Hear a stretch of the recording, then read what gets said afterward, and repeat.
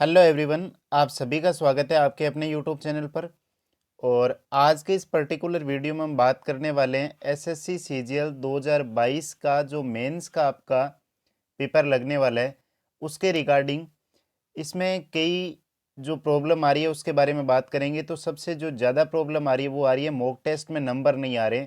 और जब हम मॉक टेस्ट देते हैं तो मॉक टेस्ट में 220 से लेकर के 250 या फिर इससे भी कम रेंज में नंबर आ रहे हैं। तो आपको क्या क्या चीज़ें ध्यान रखना है या किस किस तरीके से आप धीरे धीरे इम्प्रूव करेंगे। देखो, आप अगर ये सोच के चलें कि मेरे मॉक टेस्ट में 220 नंबर आ रहे हैं और मैं 10 दिन के अंदर अंदर जो है वो आपका 300 पार कर लूँगा, तो ऐसा बिल्कुल भी प्रैक्टिकली पॉसिबल नहीं है। अगर आप इस तरीके के वीडियो देखना है तो आप यहीं से स्किप करके वीडियो को छोड़ के चले जाइए। लेकिन थोड़ी सी आप चीज़ें आप समझोगे, सुनोगे और उसको इम्प्लीमेंट करोगे तो आपका स्कोर डेफिनेटली इम्प्रूव होगा। ठीक है। अब आप जो है वो 220 से 250 के बीच आ रहा है तो आप टारगेट करें कि आपका स्कोर 300 के पार चला जाए। और वो किस तरीके से होने वाला है इसके बारे में हम थोड़ी सी चर्चा करने वाले हैं। मॉक टेस्ट की अगर हम बात करें सबसे पहले, ठीक है, अगर हम मॉक टेस्ट की बात करें तो मॉक टेस्ट आप किसी भी प्लेटफॉर्म का लगा सकते हैं, उसमें आपको कोई भी परेशानी नहीं है। ठीक है। अगर आप मॉक टेस्ट लगा रहे हैं तो और मॉक टेस्ट में आपका स्कोर आ रहा है 220 से लेकर के 250 के बीच में अगर आपका स्कोर आ रहा है तो इसको हम इम्प्रूव करके 300 प्लस किस तरीके से ला सकते हैं उसके बारे में हम चर्चा करने वाले हैं। ठीक है। बहुत सारे स्टूडेंट ऐसे हैं जिनका अभी क्या हुआ कि मॉक टेस्ट आपने जैसे मान लो किसी ने किसी की मॉक टेस्ट सीरीज खरीदी, किसी ने किसी की मॉक टेस्ट सीरीज खरीदी और उन्होंने पहले एक या दो मॉक टेस्ट दिए या तीन दिए और उनमें उनका स्कोर 220 210 इस तरीके से वेरी किया या 240 आया और उन्होंने मॉक टेस्ट लगाना यहाँ पर छोड़ दिया। क्योंकि जब आप देखोगे ना किसी भी टेस्ट सीरीज में पहले तीन या चार मॉक टेस्ट है, उनमें लगभग लगभग आपका जो है वो किसी में 70,000 स्टूडेंट्स ने टेस्ट दिया है या किसी ने आपका 50,000 स्टूडेंट्स ने टेस्ट दिया है। लेकिन जब बाद के मॉक टेस्ट आप देखोगे, यानी कि किसी भी मॉक टेस्ट सीरीज में 10 या फिर 10 के बाद में 15 के बाद में अगर मॉक टेस्ट देखोगे तो उनमें जो स्टूडेंट की संख्या है वो घट कर के ऑटोमेटिक जो ये 70,000 देने वाले थे यहाँ पर आपकी मॉक टेस्ट में आ जाती है 5,000 के समथिंग।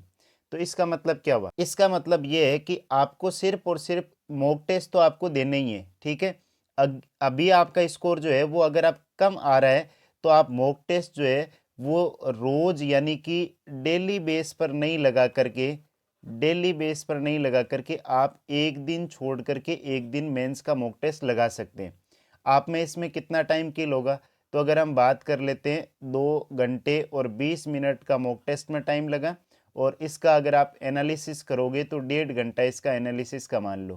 ठीक है। 1.5 घंटा एनालिसिस का मान लो तो आपका जो मॉक टेस्ट का टाइम लगेगा वो 4 घंटे का टाइम लग चुका है।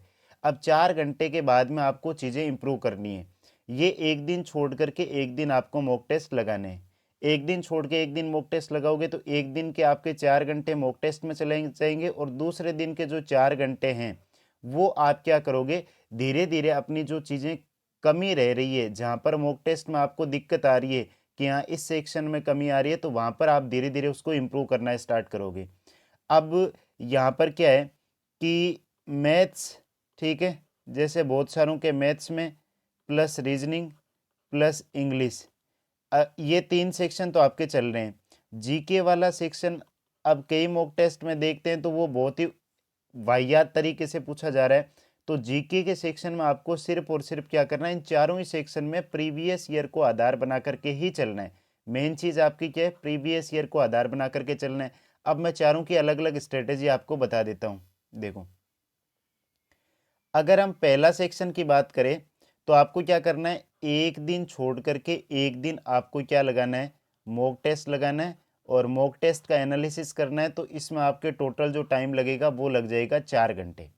4 घंटे के बाद में आपको इसमें डेली बेस पर आपको दूसरी चीज़ क्या करनी है, डेली यानी कि रोजाना आपको प्री के जो मॉक टेस्ट लगे थे, प्री के मॉक टेस्ट जिसमें आपके सीजीएल 2022 के ले लो, 2021 के ले लो, 2020 के ले लो, इन प्री के मॉक टेस्ट को आपको रोज के जितनी आपकी जिस हिसाब से कैपेसिटी है, 1 मॉक टेस्ट, 2 मॉक टेस्ट या फिर 3 मॉक टेस्ट, आप इस तरीके से, अगर आपका पढ़ने में मन नहीं लग रहा है तो आप प्रीवियस ईयर के पहला, दूसरा, तीसरा मॉक टेस्ट उठाओ और उनमें से आप 1 दे दो या फिर 2 दे दो मॉक टेस्ट, और उन मॉक टेस्ट का अच्छे से एनालिसिस करके आपको उनका क्या करना है, नोट्स बनाने। ठीक है, चीज़ें वापस इन्हीं में से रिवाइज होने वाली है, इन्हीं को अच्छे से रिवाइज करना है और उनके नोट्स बनाने। तो 1 घंटे का मॉक टेस्ट होता है आपका, ठीक है, और 1 घंटे हम जोर मार करके एनालिसिस में लगा दें तो भी आपका 2 घंटे का टाइम किल होता है। और हम मान के चल रहे हैं कि आप 2 मॉक टेस्ट इसमें लगाओगे तो ये 4 घंटे इसमें आपके चले जाएंगे।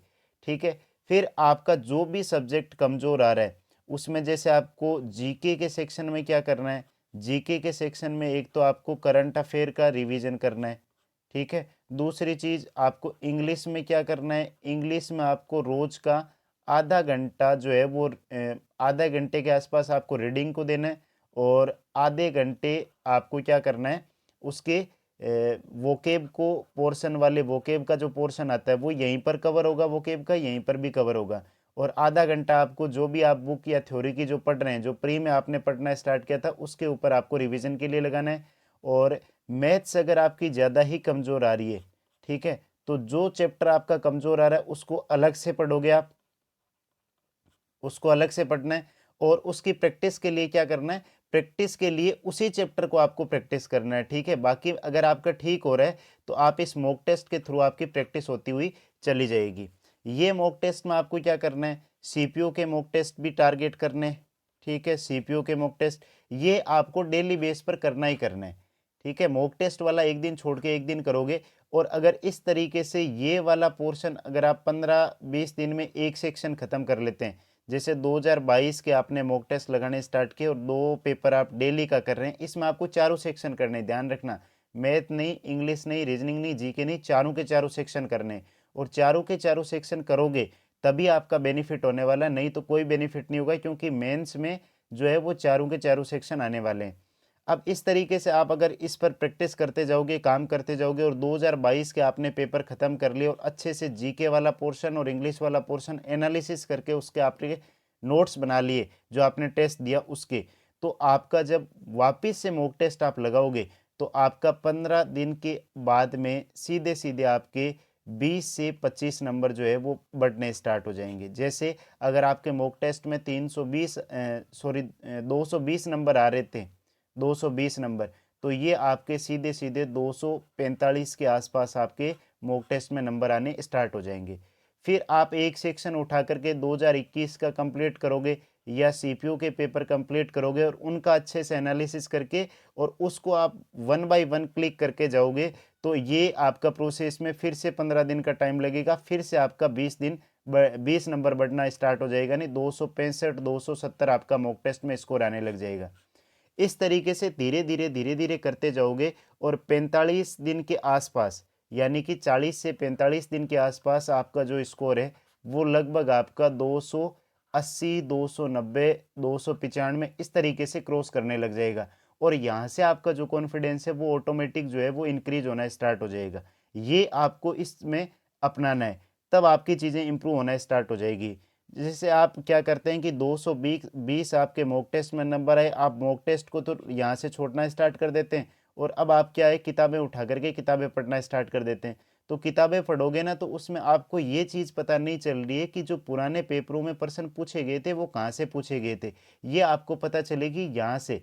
ये जो आप प्रीवियस ईयर के पेपर लगा रहे हैं ना, प्री के, इसमें आपको जीके का एनालिसिस मिल जाएगा कि जीके कहाँ से पूछा जा रहा था, उसके आसपास की चीज़ें आपको जीके की जो बुक है उसमें से पढ़नी है, तब आपका जो ऑटोमेटिक स्कोर क्या होगा, इम्प्रूव होना स्टार्ट हो जाएगा। इसी तरीके से मैथ में आपकी वही चीज़ें रिवाइज होगी बार बार और वही मेंस में आपका पैटर्न रिपीट होने वाला है। अगर ये आप डेफिनेटली स्ट्रेटजी अपनाओगे तो आपका जो है वो, अब मैं ऐसा नहीं बोल सकता कि 10-15 दिन में आपका जो स्कोर है वो इम्प्रूव हो जाएगा। अगर मैं ऐसे बोल दूं कि 10 से 15 दिन में आपका 300 पार हो जाएगा, तो ऐसा बिल्कुल भी पॉसिबल नहीं है, नहीं होगा। आप लगभग आप इस प्रोसेस को 40 या 45 दिन के आसपास दोगे ना, तब जाकर के आपका 300 के पार जो है वो स्कोर आना स्टार्ट होगा। ये आप डेफिनेटली मान के चले, है ना। इस तरीके से आप बार बार इसकी प्रैक्टिस करें। और इसके रिगार्डिंग आपकी जो भी कोई क्वेरी है वो आप कमेंट में डाल दीजिए, मैं उसका रिप्लाई कर दूंगा। और कोई भी रिलेटेड आपको प्रॉब्लम आ रही है तो उसके ऊपर आप कमेंट में पूछ सकते हैं, उस पर अगर पर्टिकुलर होगा तो मैं पर्टिकुलर वीडियो बना करके आपको इस चैनल पर प्रोवाइड करवा दूंगा। ठीक है, तो उम्मीद करता हूँ आप इस जो स्ट्रेटेजी को अपनाओगे और आपका जो स्कोर है वो धीरे धीरे डेफिनेटली इंक्रीज होना स्टार्ट हो जाएगा। और मेंस के मॉक टेस्ट है, अगर आपका मन नहीं लग रहा है तो आप क्या करें, एक दिन छोड़ करके एक दिन मेंस का मॉक टेस्ट लगाना स्टार्ट करें।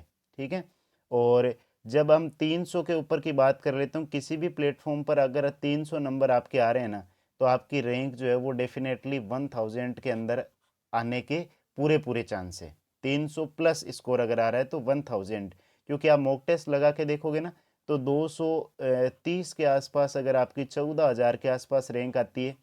ठीक है, 230, 14,000, 15,000, और वही अगर आप उसको 200 300 के ऊपर ले जा करके छोड़ोगे तो यही रैंक आपकी लगभग लगभग वेरी करेगी 700 से लेकर के आपकी 1000 के बीच में। ठीक है, तो ये आपका स्कोर का एनालिसिस था। और आज के वीडियो में बस इतना ही, बाकी मिलते हैं आगे के वीडियो में। Thanks for watching this video.